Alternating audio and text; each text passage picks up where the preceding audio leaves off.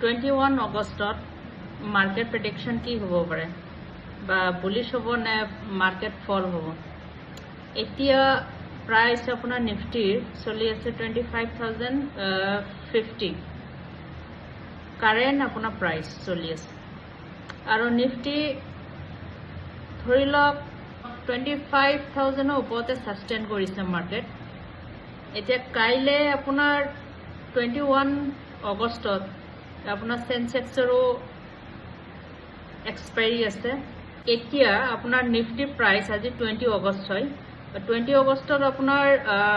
20 এতিয়া current price চলি আছে 25,050 নিফটির কারেন্ট প্রাইস চলি আছে আপনার কাইলে যদি আপনার 21 আগস্টত যদি প্রেডিকশন করা যায় ধৰি লওক নিফটি আপনাৰ যদি আপনাৰ 24,900 তলত আহে ব্ৰেক কৰে দেন আপনাৰ ফল হব পাৰে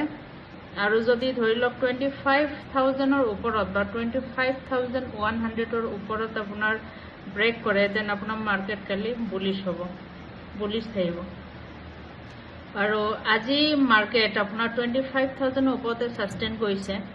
অলপ আপনার ব্রেক করেছিল কিন্তু মার্কেট স্ট্রং আছিল আপনার ভাল সাস্টেইন করেছে আজি